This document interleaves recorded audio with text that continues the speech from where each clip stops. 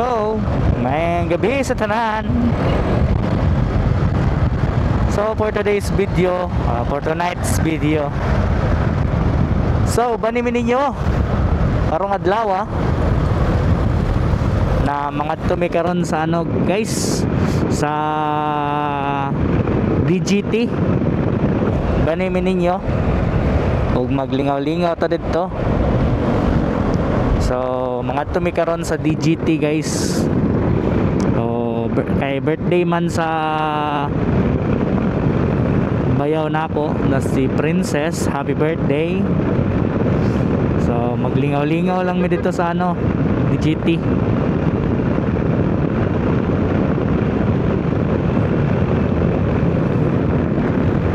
Wapo na kayo dari guys. So currently napatad dari karon sa Puan. So kita-kita lang ta dito guys. Atangi lang akong mga video sa inyong nga ipakita on niya. Peace out.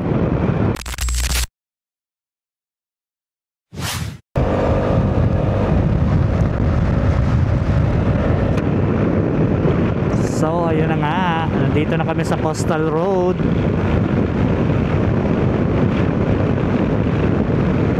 Dito kami nadadaan guys pag papuntang downtown kasi walang traffic dito, tuloy-tuloy yung takbo ng motor, and maganda din tingnan pag gabi. Kitang-kita nyo naman kung gaano kaganda at ka-accessible itong Coastal Road dito sa Davao City. Ito yung isa sa pinakamagandang project na nagawa ng gobyerno, itong Coastal Road na to. Kita mo yung ano, napaka ano ng paggabi, napaka liwanag sa gabi. Yan, maraming nagja-jogging dito. Yan, kung gusto mong mag-jogging, merong mga limit yan, merong mga kilometers, kung ilang kilometers na na-jog mo. Yan, yan yung napakaganda dito. And then sinisirado nila ito pag Sunday para makapag-cycling yung mga bike dito, mga bikers dito, then maka-jogging din yung mga nagja-jogging.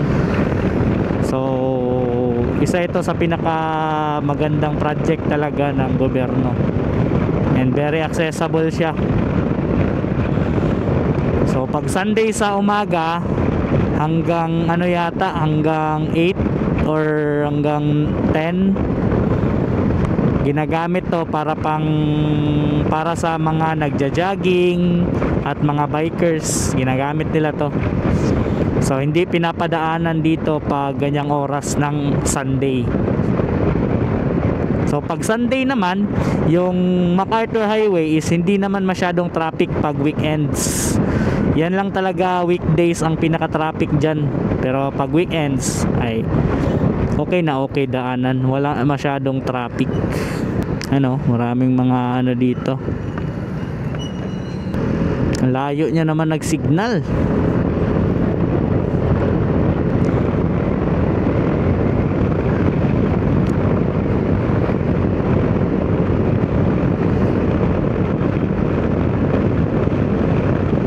Isa pa pala sa ganda nitong Coastal Road guys, dahil aside sa maganda nga siya, and aside sa accessible siya, ay nasa-shorten yung mga oras ng biyahe ng mga papuntang downtown.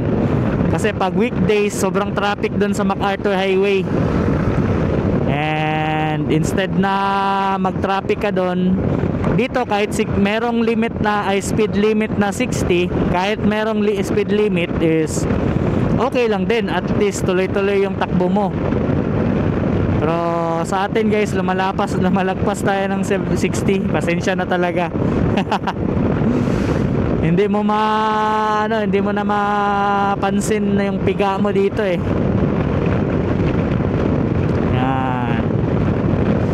And ang isa pa sa advantage dito is naka-asphalto siya. So hindi malubak. Yan. Napakasarap magmotor dito. Kasi ano siya, asphalto siya.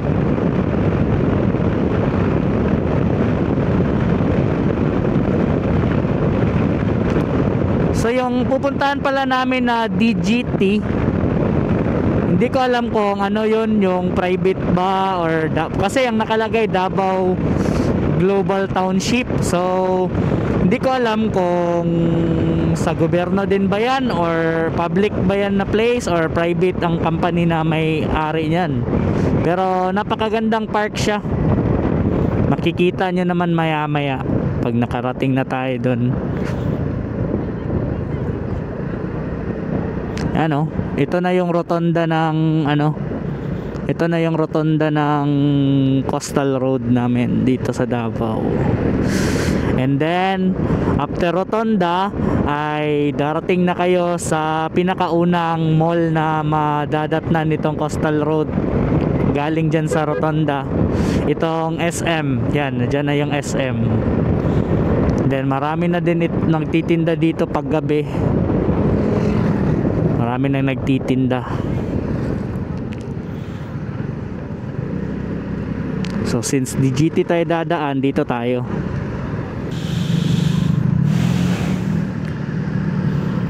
Yan. May nagmamando. You know, meron ng mga night market dito.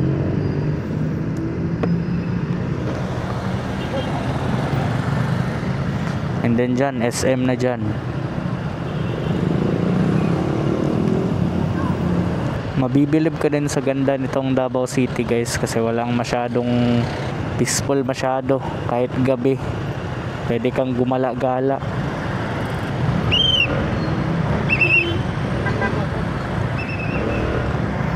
Problema nun.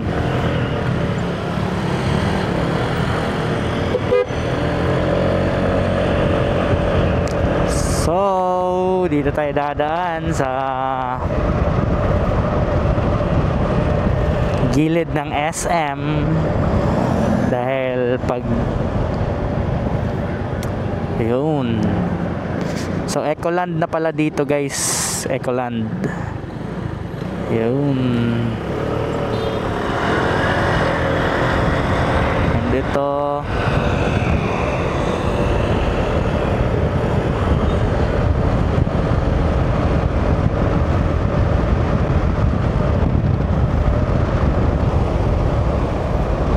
Unsa kaya din, no? Eskwelahan yata na ba? Meron ng tinatayong paaralan siguro yan guys. Private siguro yan na school. Yan. Then dito, SM na dito guys. Yan, SM na dyan. Dami nang nagbago dito. Lagi kasi ako dito dati, SM City Davao. Lagi kasi ako dito dati kasi dito ako nagtatrabaho sa sa City Hardware.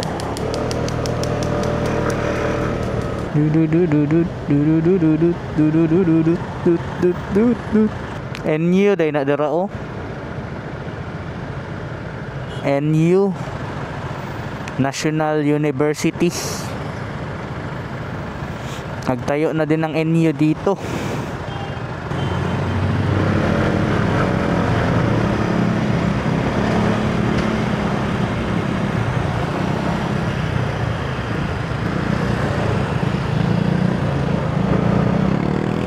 So dito tayo pasok sa Matina Enclaves. Ewan ko lang pag nakapasok ako dito sobrang siya, sobrang mayaman, parang pang mayaman siyang lugar. Yan makikita mo kahit gabi na, parang pang mayaman siya na lugar. Maraming mga mga kondo-kondo. Yan ang tataas ng mga kondo. And then meron din dito yung Arcadia gym yata yan. Then Matina Enclaves to. Parang subdivision yata yan, or mga condominium yung mga nandyan. So, malalaking mga condominium yan, mga private, pakaganda. Ito ang kabuuan ng DGT yata. Then maraming mga nagpipiknik dito. Ha? Dari na tanong. Pipiknik dito. Yan o. Maraming nagpipiknik. Saan kaya sila? Ano? Yan o. Ang ganda dito. Mura siya mang no? Private na Dapit siguro sila sa park. Dari man ang park, di ba?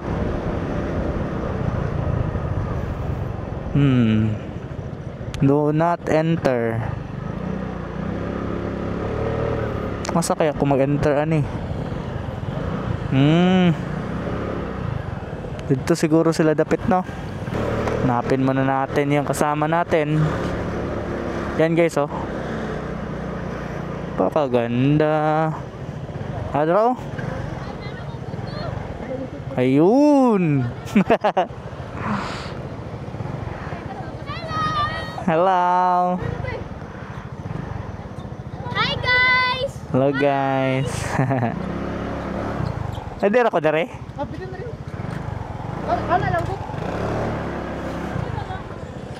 So, nandito na kami.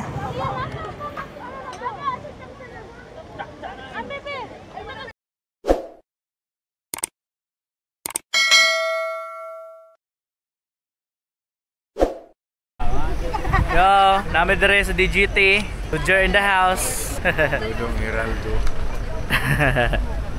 Tiguang. Dodong Hiraldo Tiguang. Oh, may stand pa. Yo, happy birthday sis. Brad, oh, dito stand di pa, dito sa box. Nari ba na stand dito? Hi guys. Hi guys.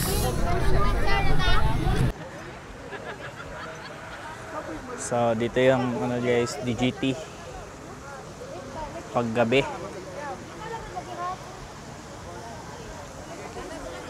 Yan siya guys, oh.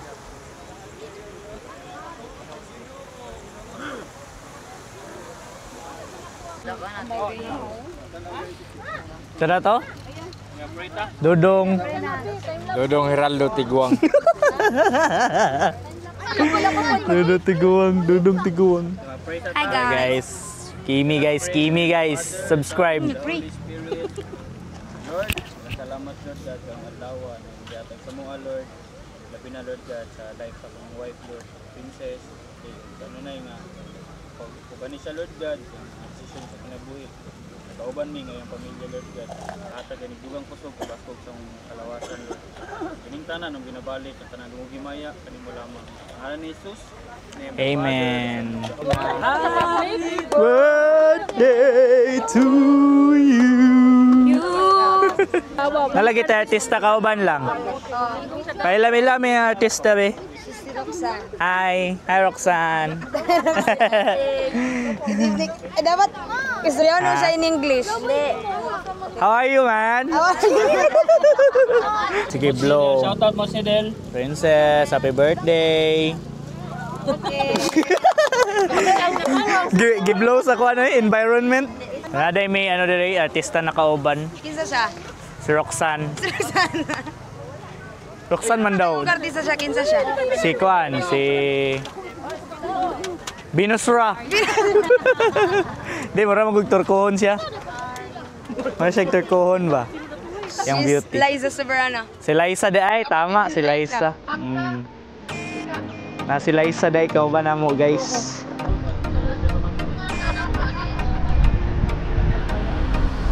Hello guys, nakita karon guys. Maumbe karon guys. Namo na magkaon guys. So kung gusto mong makipag-bonding sa family, mag-celebrate ng mga birthdays or any occasion, meron tayong mapupuntahan dito sa Davao City. Ito ay ang Davao Global Township. Sa napakagandang view dito at sobrang lamig ng lugar ay may enjoy talaga ang pamilya mo. Isama mo na lahat at mag-enjoy kayo sa napakagandang view dito sa Davao Global Township sa Davao City.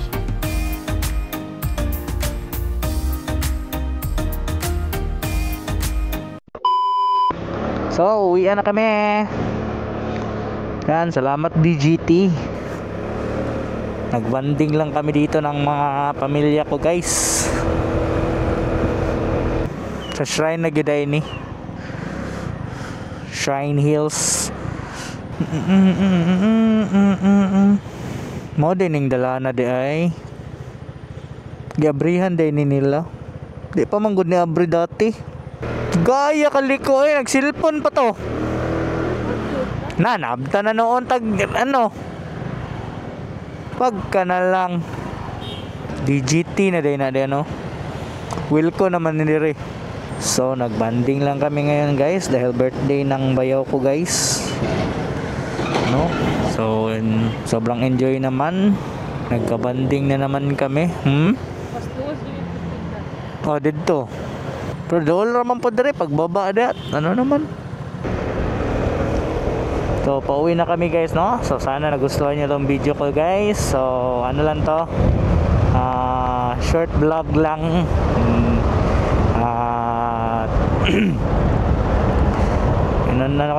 Sinama ko lang kayo sa lugar dito sa Davao, sa DGT. So kung nagustuhan niyo tong video to, guys, ay huwag niyong kalimutan na mag-subscribe at i-hit niyo yung notification bell para lagi kayong updated sa ating mga video and upgrades ng ating motor. So hanggang dito na lang, guys, no? Kita-kita ulit tayo sa next vlog. See you. Peace out.